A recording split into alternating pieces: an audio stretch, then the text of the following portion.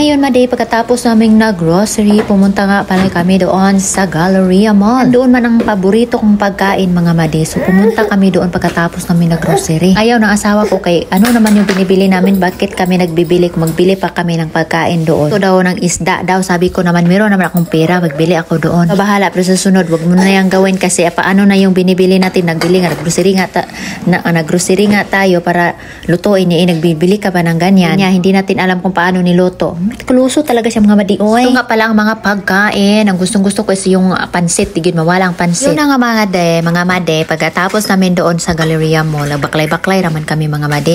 Ang pinili lang namin is yung pagkain, yung pagkatapos suroy-suroy kami, mga Madi. Baklay-baklay, tingin-tingin sa kapaligiran. Dito din kami na stock kasi nga nakadaan kami dito sa kanyang paboritong tsokolate. Na nga, mga Madi, nagbili siya ng kaunti lang na tsokolate, mga Madi, kasi para naman siya ma-enjoy. Ay, kulang kanyang inaagad palagi. Chares! So, ang store na ito, ang chocolate na store, ay nandito lang siya, part lang siya sa mall. Lang ang last stop namin, tas umuwi na rin kami kasi notify na si Win, nandoon na daw ang aking parcel or in-order online. Na daw sa labas ng bahay. Chares! Dami talagang mga chocolate dito, mga Madi. Classy lang yung forma. Takam-takam talaga ang mga chocolate dito, mga Madi. Ang sarap-sarap pa naman. Tawa ko, talaga yan siya sa mga tsokolate, mga Madi. Mahilig talaga yan siya kumain ng mga tsokolate. Pinipili lang yung mga kinakain niya, gaya ng dark chocolate. Ano ba naman, pag masyado kang kumakain ng mga tsokolate na hindi naman talaga yan healthy. So, yung kinakain niya, yung mga dark chocolate. Wala naman yung lasang dark chocolate. Para naman yung kakao, Ayun nga, Madino, ang lamig-lamig ngayong araw. Mas malamig sa labas kaysa mall, mga Madi. Ganun talaga ang kasuwangan mo, mga Madi. Agoy, magkuruk-kuruk talaga ang mga kasuwangan mo dahil sa sobrang lamig. Nga, mga Madi, no? So, umuwi na rin kami kasi ang order ko nga, mga Madi. Kasi open pa naman yung gate. Hello, mga Madi. Niabot na din ang akong order. Chares, na ay libre nga bag. Asa maning? Uy, bag. Diba? Dito lang pala mabibili ang mga pagkain Pinoy sa We Online. Chares. Ayun, gandang bag na to, maganda siya. Noon.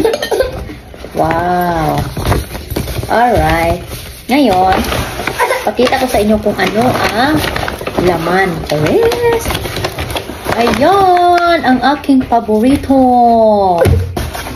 Yan, chares. Wala mang Eden. Ito, ang pangalan niya kay Delicious Cheese. Tingnan natin to. Atin tong sawayan. And ano pa? Ito, free ito free bag. Kasi first time shopper man daw ko noon. So yes, may free bag silang pakana. Ngayon, i-touch na naman ang ating bubuksan. Ano kaya i-touch? Alam ko naman kung ano to. Paano pa talaga. Yes, ngayon. Basahin natin. Miami Frozen. Yes, Miami. Kapag ito galing. Ayan. Uy, may pataban pa talagang ice. Akala ko, pag ganun po, akala ko ang dami yung laman.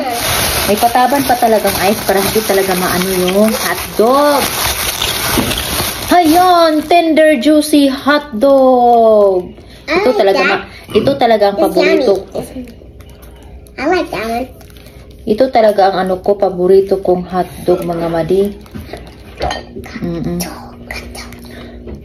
Simutan ko nga kung talagang, kasi alam ko kasi ang ng tender juicy Tender juicy hotdog. Excuse me, baka imitation lang to. Ayun, mga Madi. Akala ko pa naman hotdog din to, ice pala. What is this? Sa ice. I thought it's also hotdog. It's an ice.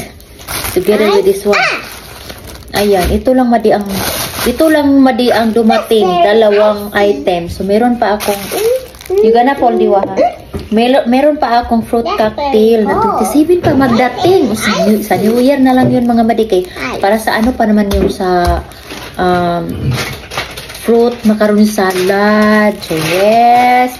So ito lang, mag-spaghetti lang ako. Yun lang, magtinapay. Ito lang handa namin, mga Madi.